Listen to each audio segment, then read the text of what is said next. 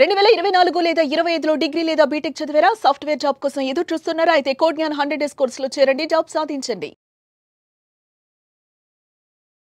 నమస్కారం అలగరి రవీంద్రనాథ్ గారు. నమస్తే అండి సిరి గారు. కోట శ్రీనివాసరావు గారు. ఈ రోజు ఆయన లేరు అంటే తీరని లోటు అని చెప్పొచ్చు. అండ్ అలాగే మనం మాట్లాడుకుంటే ఎస్పెషల్లీ ఆయన నటన గురించి అద్భుతం అని చెప్పొచ్చు. ఈ రోజు చాలా మంది కూడా ఎవరైతే ఆయన అభిమానులు ఉన్నారో ప్రతి ఒక్కరు కూడా ఆయన రాసిన వీలునామా గురించి మాట్లాడుకోవడం మనం చూస్తూ ఉన్నాం. అసలు ఆ వీలునామాలో ఏముంది? ఆయన ఆస్తిని ఎవరికి ఇవ్వడం జరిగింది? కోట శ్రీనివాసరావు గారు ప్రతి తెలుగు ప్రేక్షకుల హృదయాల్లో కోటను కట్టుకున్నటువంటి ఒక వ్యక్తి. ఒక తరం వెళ్ళిపోయింది సిరి గారు. ఒక స్వర్ణయుగం నడిచిందని చెప్పుకోవచ్చు. 80, 90, 2000 ఆ టైంలో బహుశా కోట గారు నటించిన సినిమా లేదంటే అతిశయోక్తి లేదేమో. ఒక బ్యాచ్ ఉండేది. ఒక ధర్మవరపు సుబ్రహ్మణ్యం గారు, బ్రహ్మానందం గారు, అదేవిధంగా కోట శ్రీనివాసరావు గారు, బాబుమోహన్ గారు, ఇలాంటి ఉద్దండ పండితులు ఆ సినిమాని హీరో ఎలా యాక్ట్ చేసేవాడో, హీరోకు తగ్గట్టుగా విలన్ కావచ్చు, కమెడియన్ కావచ్చు, ఒక క్యారెక్టర్ ఆర్టిస్ట్ కావచ్చు, ఈ పాత్రలో వాళ్ళ ఆ పాత్రకు ప్రాణం పోచి ఆ యొక్క క్యారెక్టర్ని, ఆ సినిమాని ఒక పీకులో తీసుకెళ్ళి కూర్చోబెట్టారు. ఎన్ని సినిమాలని చెప్పొచ్చండి సరి గారు. ఒకటా రెండా మాట్లాడుకుంటూ పోతే మనం చేయాల్సిన వీడియోలు సరిపో, గంటల కొలదే మాట్లాడుకోవాలి. కోటా శ్రీనివాసరావు వచ్చి మాట్లాడాలంటే ఒక్కొక్క సినిమా ఒక్కొక్క తురుపు ముక్కలా ఉంటుంది. బహుశా అటువంటి నటులు, బహుశా మనం ఎస్వి రంగారావు గారు నటించిన సినిమా టైంలో మనం లేవు. మేము చిన్నగా ఉన్నాం.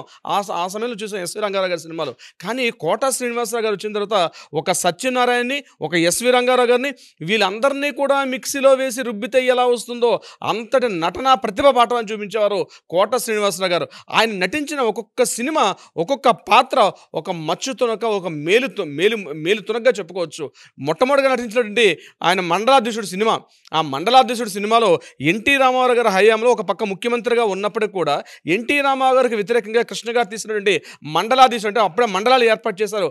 మండలాధీశుడు అనే పేరుతోటి ఎన్టీ రామారావు గారు నటించిన పాత్రని హావభావాలు ప్రకటించిన తీరు చూస్తే అప్పట్లో ఒక సంచలనం అనిపించింది. ఆ తర్వాత ఎన్నో సినిమాలు, ఒక్కొక్క అహనా పెళ్ళంట్లో ఒక కమెడియన్, ఒక పిసినారి తండ్రి ఎలా పాత్ర పోషించాలి, ఆ పాత్ర నభూతో నా భవిష్యత్తు. గణేష్ అని ఒక సినిమా ఉంటుంది, కోట శ్రీనివాసరావు గారు వినలేగా, అంటే ఒక మెడికల్ మాఫియా అని ఒక మంత్రి గారు చేసిన సినిమా.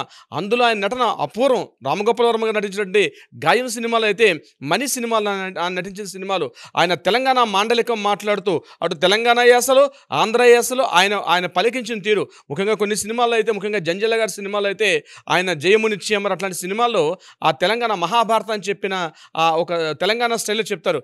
ఇప్పటికి కూడా మనం యూట్యూబ్లో చూసుకొని ఎంతో ఆనందిస్తుంటాం. అంటే ఆ పాత్రలకు ఆయన అలా డైజెస్ట్ చేసి గంటల కొలది ఒకసారి కెమెరా పుట్టప్ చేశారంటే 10 నిమిషాల డైలాగ్ అయినా 5 నిమిషాల డైలాగ్ అయినా ఆగకుండా నాన్ స్టాప్గా కెమెరా ముందు ఆ ధారణ శక్తి అలా ఉండేది కోట శ్రీనివాసరావు గారిది. ఆ మహానుభావుడు లేడంటేనే నిజంగా మనం తెలుగు ప్రేక్షకుడు తీరని లోటు అని చెప్పుకోవచ్చు.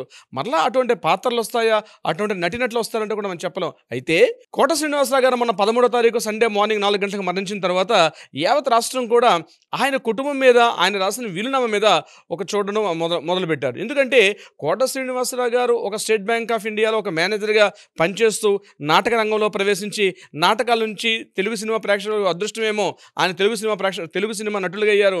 నటించి అనేక సినిమాలు చూపించిన తర్వాత ఇక్కడి నుంచి తన పోస్ట్కి రిజైన్ చేసుకొని చెన్నై వెళ్ళడం, చెన్నైలో అనేక సినిమాలు చేసి మరలా బ్యాక్ హైదరాబాద్ వచ్చి ఆయన ఇక్కడ తన హౌస్ని ఏర్పాటు చేసుకొని ఆయనకు వచ్చిన పెట్టుబడులన్నీ కూడా అక్కడక్కడ రియల్ ఎస్టేట్లో పెట్టుకున్న తర్వాత ఆ పెట్టుబడులు ఒకంతలు, రెండింతలు, నాలుగింతలు అయ్యి అనేక వేల కోట్ల రూపాయలుగా వచ్చాయని చెప్పి అందరం కూడా మాట్లాడుకుంటాం. ఆయనకు ఒక కొడుకు, 2 కూతుర్లు. ఆ కొడుకు ప్రసాద్. ఈ ప్రసాద్ గారు కూడా సినిమా రంగంలో ఆయన యొక్క స్థానాన్ని మళ్ళీ భర్తీ చేస్తారని చెప్పి అనేక విధాలకు వెళ్ళగన్నారు కోట శ్రీనివాసరావు గారు. కానీ ఆ దురదృష్టవశాత్తు అతను కూడా యాక్సిడెంట్లో శంషాబాద్ వెళ్తున్న క్షమలో ఓ బైక్ మీద వెళ్తూ కూడా శంషాబాద్ దగ్గర యాక్సిడెంట్లో అతను చనిపోయాడు. అతనికి మళ్ళీ 2 పిల్లలు, అంటే మనవలు ఉన్నారు కోట శ్రీనివాసరావు గారికి. ఆ మనవలు మాత్రం ఉండిపోయారు. అందులో ఈయనకి 2 అమ్మాయిలు. ఒక అమ్మాయికి కారులో వెళ్తుండగా యాక్సిడెంట్ జరిగింది. ఆ పెద్ద అమ్మాయికి 2 కాళ్ళు కూడా పోయాయి. ఆమె కూడా ఇప్పుడు అవిటిగా ఉంది. 2వ కూతురు ఉంది, ఆమెకి పెళ్లి చేశారు.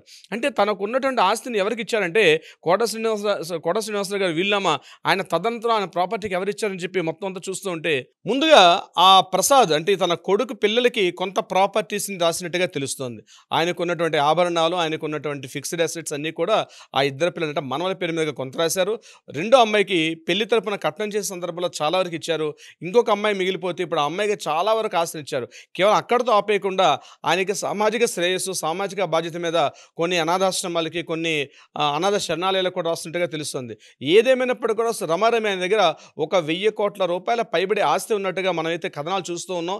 అది సబ్జెక్ట్ టు ద కరెక్షన్, అది మన వాళ్ళు చేయాల్సిన పరిస్థితి ఉంటుంది. సో ఏదేమైనప్పుడు కూడా మనకు అందరినీ ఊహాగాలు అంటే ఒక మంచి నటుడు, ఒక మంచి తరాన్ని, ఒక వ్యక్తిని, అంటే ఒక తరం వెళ్ళిపోయారు. సత్యనారాయణ గారితో ఆయన పోషించిన పాత్రలే. సత్యనారాయణ గారు వెళ్ళిపోయిన తర్వాత మరలా కోటా శ్రీనివాసరావు గారు ఆ పాత్రను ఎలా అయితే పోషించారో, ఈరోజు తెలుగు సినిమా రంగంలో ఒక వ్యాక్యూమ్ ఉంది. అంటే ఆయా పాత్రలు పోషించడానికి నటీనటులు కనిపించట్లే. ఈరోజు కొన్ని పాత్రలు ఉన్నాయి, అది వాళ్ళు నటిస్తేనే మనం చూడగలుగుతాం.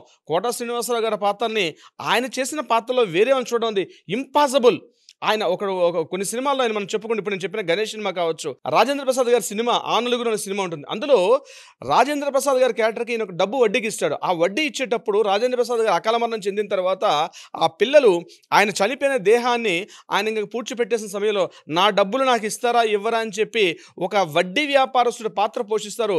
అక్కడ ఎదురుగుండా శవం కాలుతున్న డెడ్ బాడీ ఉన్నటువంటి రాజేంద్ర ప్రసాద్ గారి బాడీ కాలుతుంటుంది, చుట్టుపక్కల పిల్లలు ఉంటారు. అక్కడ ఆ క్లైమాక్స్ సీన్లో సుమారు ఒక 4 నిమిషాల డైలాగ్ ఉంటుంది.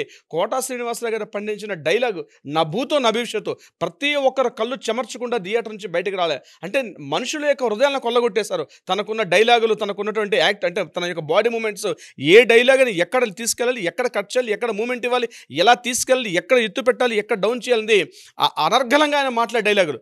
ముఖ్యంగా తెలంగాణ భాష, ఒక ఆంధ్ర వ్యక్తి అయినప్పటికీ కూడా, విజయవాడ వ్యక్తి అయినప్పటికీ కూడా ఆయన తెలంగాణ భాష మీద పట్టు వింటే ఈయన నిజంగా తెలంగాణ వ్యక్తి అయినా ఇంత అద్భుతంగా మాట్లాడతారు. సినిమాల్లో తెలంగాణ మాండలికాన్ని ప్రయోగంగా చేసి దాన్ని పీక్ స్థాయికి పెట్టగలిగారు. ఒక్కొక్క డైలాగ్ తెలంగాణలో మాట్లాడుతుంటే అసలు ఎలా నేర్చుకున్నారంటే అంత సాధన ఉండేది అప్పట్లో ఉన్న నటులకి. కోటా శ్రీనివాసరావు గారికి ఆయన ప్రతి ఒక్క సిస్టంలో కానీ నటించిన నిజ జీవితంలో కూడా ఆయన హీరోనే, తన కుటుంబానికి ఒక హీరోగా పెరిగారు. తన చుట్టూ ఉన్న తోటి నటులు, నేను చంద్రబాబు నాయుడు గారు కూడా వచ్చారు, పెద్ద కేసీఆర్ గారు, రేవంత్ రెడ్డి గారు అందరూ కూడా ఆయనకి సంతాపం తెలుపుతున్నారంటే ఆయనకి మనం చాలాసార్లు నంది అవార్డులు ఇచ్చుకున్నాం. అదే కాకుండా నేషనల్ అవార్డు వచ్చింది ఆయనకి కూడా. ఇది కాకుండా ఆయనకి పద్మశ్రీ అవార్డు కూడా పురస్కరించుకున్నాం మనం ఒకసారి. ఇదేది కాకుండా ఆయన ఒకసారి విజయవాడ ఈస్ట్ నియోజకవర్గానికి బీజేపీ తరఫున ఎమ్మెల్యేగా కంటెస్ట్ చేశారు.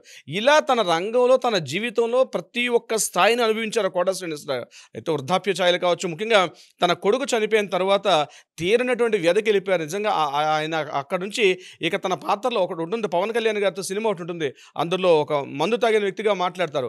అదే కాకుండా మహేష్ బాబు గారితో అతడు అని ఒక సినిమా ఉంటుంది. అతడు సినిమాలో ఒక రాజకీయ నాయకుడిగా ఉన్నటువంటి సినిమా. అంట్లో మహేష్ బాబు గారికి చాలా తక్కువ డైలాగులు ఉంటాయి. తన ఫేస్ హావభావాలతో ఆయన ప్రకటించిన తీరు అతడు సినిమాలో ఒక విలన్గా, మినిస్టర్గా ఉన్నటువంటి పాత్ర పోషిస్తారు. చాలా తక్కువ డైలాగులు ఉంటాయి. ఇప్పుడు కూడా మీమ్స్లో కూడా డైలాగ్స్ని వాడుతుంటారు.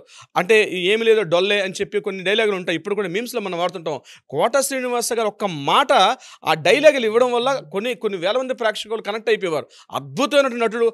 ఆ యొక్క స్థానాన్ని ఎవరు కూడా భర్తీ చేయలేని పరిస్థితి.